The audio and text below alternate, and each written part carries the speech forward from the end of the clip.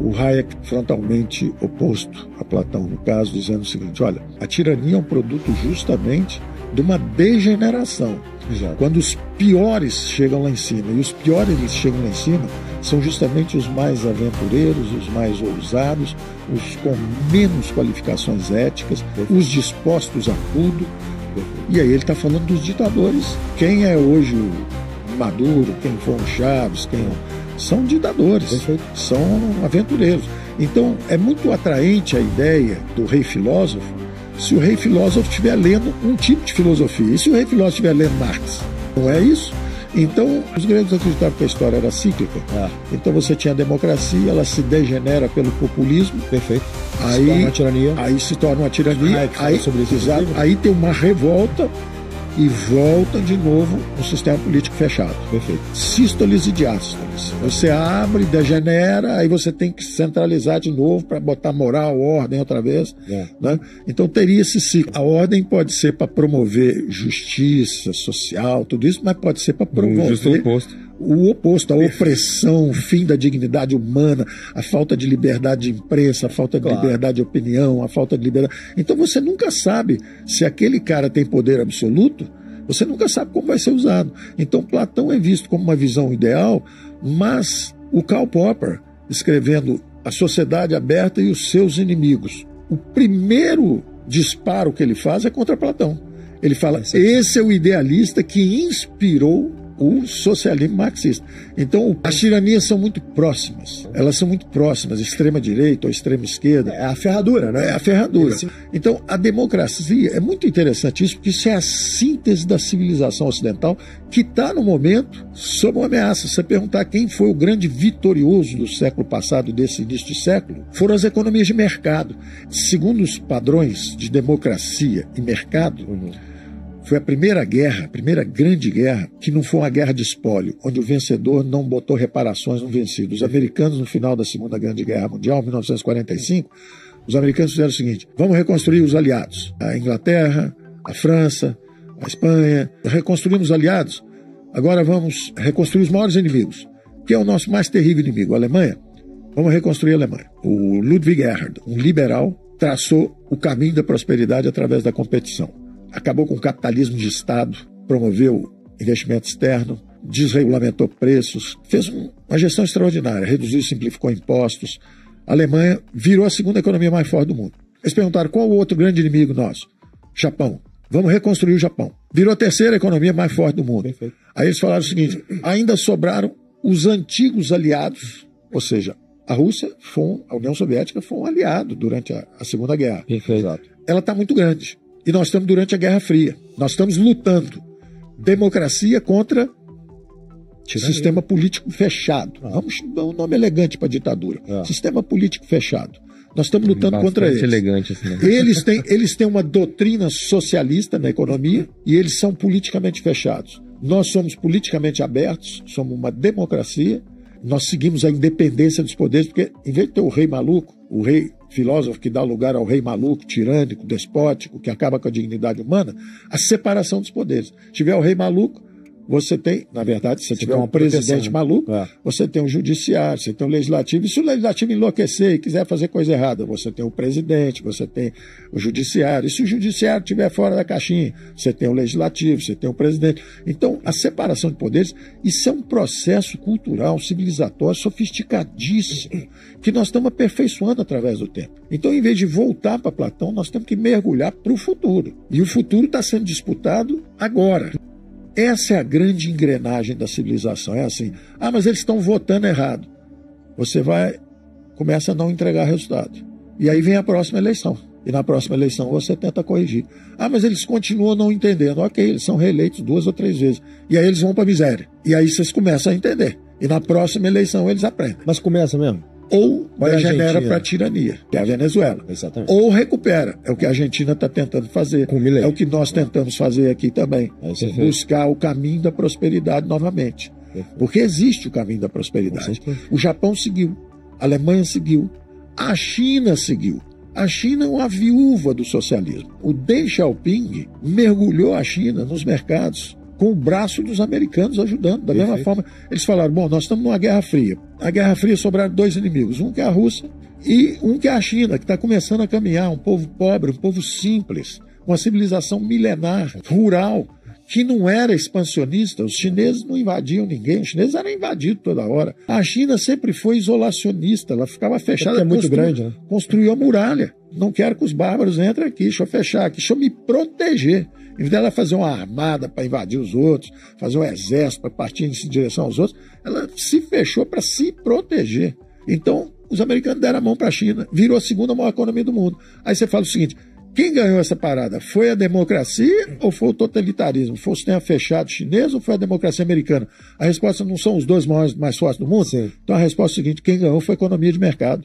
Quem mergulha nos mercados ganha. Então o grande vencedor dos últimos 100, 120 anos da história humana é a economia de mercado. Foi justamente o maior mecanismo de inclusão social que a humanidade já descobriu. Empreendedorismo, inovação, emprego. Enquanto a China era um país de planejamento central, ela continuou na miséria. Na hora que ela começou a abrir a economia, 700 milhões de chineses saíram dos campos de arroz, foram para as zonas de exportação, invadiram o mundo inteiro com as exportações, mergulharam. Hoje são o maior trader do mundo. A civilização ocidental, na verdade, é uma marcha de cooperação fazendo esse equilíbrio. Como é que nós podemos criar riqueza? Resposta, as economias de mercado. Tem mais de 3 mil anos, 4 mil, 5 mil anos essa resposta. E o sistema político? Estamos tentando achar. Os gregos achavam que era sístole e diástole. Você vai, tem a república sofisticada, depois vai degenerando para a democracia populista, aí degenera numa tirania, aí tem que voltar, aí os aristocratas se rebelam contra aquele tirano. Né? O Império Romano caiu assim. Os senadores chegaram um dia e falaram, nem César, você acha que está acima do bem e do mal? Esfaquearam César no Senado. O que você acha da Nicarágua? Tem muito controle. O que você acha da Venezuela? Tem muito controle. Lado ruim, mais uma vez. O que você acha da Coreia do Norte? Tem muito controle. Perfeito. Então é só esse o ponto. De 10 ditaduras de esquerda, uma está temporariamente dando... Guarda esse exemplo. Durante algum tempo, qualquer ditadura pode dar certo. Por exemplo, a União Soviética. Durante 10, 15, 20, 30 anos, é fácil você dar certo. Sabe por quê? Como você tem controle, você fala o seguinte, qual é o estado da arte hoje? Hidrelétrica, rodovia, ferrovia. Perfeito. Você faz 10, 15 anos disso, você cresce muito. O regime militar brasileiro, politicamente, vamos fazer rodovia, ferrovia, vamos fazer programa nuclear, vamos fazer transamazônica, vamos fazer ferrovia do aço, Petrobras, Eletrobras, Siderbras. Deu certo 10, 15, 20 anos. Como é alguém decidindo, esqueceu do social, esqueceu de saúde e educação. Gastou uma grana preta no programa nuclear. 10 bilhões de dólares. Transamazônica, 15 bilhões de dólares. Nada para lugar nenhum. A estrada. Entendeu? Então é uma ficção a ideia do rei iluminado que vai acertar todas. Você quer que uma pessoa decida tudo por você e tenha um grau de controle sobre você? Eu não. Você é um totalitarista. Não interessa se é direita ou esquerda. É o Salvador. É um belíssimo exemplo de uma resposta contundente ao problema público número 1, que é a preservação da vida. Perfeito. É a razão da existência de governos. É a vida humana, é o maior bem que existe. A preservação do direito natural. O direito natural. A sua vida. O Bukele respondeu a isso mostrando a obsolescência, a incapacidade, a degeneração das democracias. Perfeito. Então ele mostrou o seguinte, olha, um cara eleito... Bem intencionado. Eleito... E você sabe que era do partido de esquerda, né? Eleito... Ele foi do partido de esquerda. Sim. Isso mostra que a luz está acessível a todos. A todo mundo. Basta você olhar para a luz. Exatamente. Tá certo? Agora, veja que interessante. Ele entrou pelo voto e foi reeleito sem fraude em urna. Acabaram os partidos. O cara acabou, porque ele respondeu. Ele resolveu. Sistema democrático.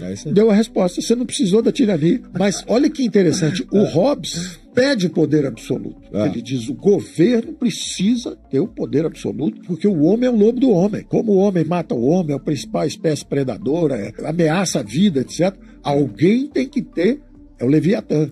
Ele tem a marreta. Só que de vez em quando ele não gosta de você e acaba com você, porque você deu uma opinião. Perfeito. Que marreta é essa? Nós não queremos conheço isso. bem essas marretas. Pois é, a gente não quer viver isso.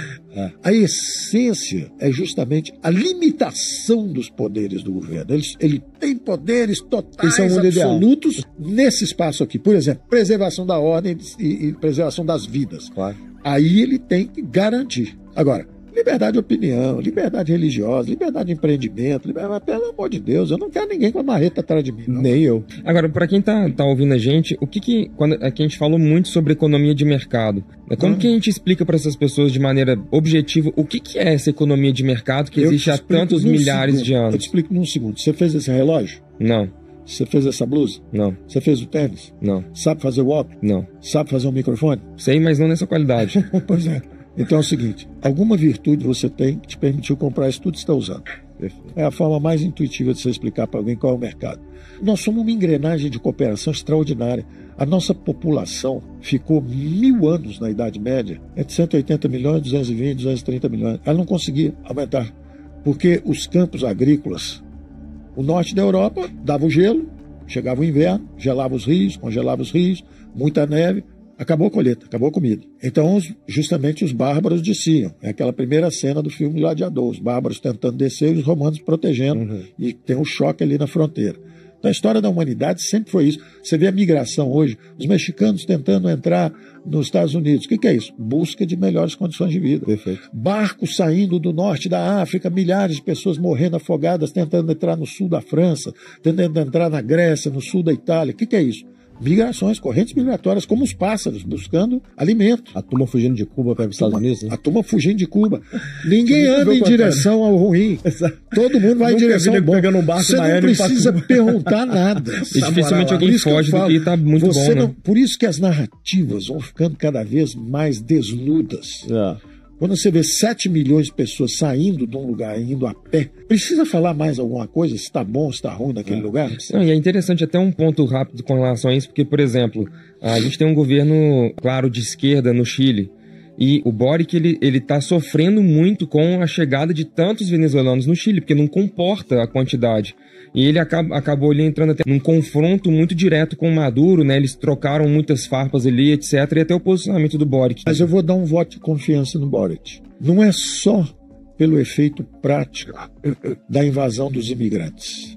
É também a maturidade política, mesmo que jovem, de uma democracia consolidada. Perfeito. Uma democracia que diz o seguinte, olha, eu não quero saber se você é de esquerda como eu. Você está recorrendo a métodos que são contra a dignidade humana, você está expelindo do seu país porque não está respeitando a dignidade humana. Ele não respeita o direito natural, né? A falta de respeito ao direito natural, à vida. E esse é que é o futuro da humanidade.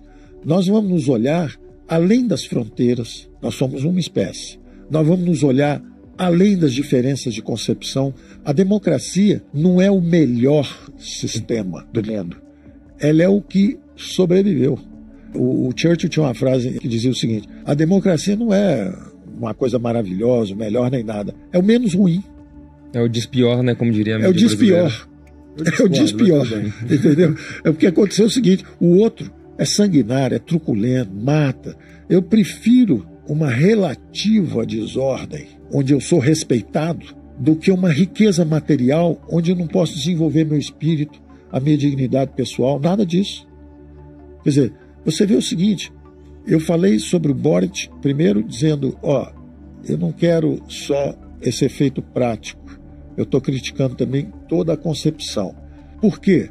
Você tinha falado um pouco antes também sobre como é que eu dou uma noção intuitiva para alguém da importância do mercado. Tudo que você usa e consome, você bebe água, toma Coca-Cola, lê um livro, você não construiu nada disso. Você está integrado a um mecanismo cooperativo. Você presta algum serviço que te permite importar tudo isso.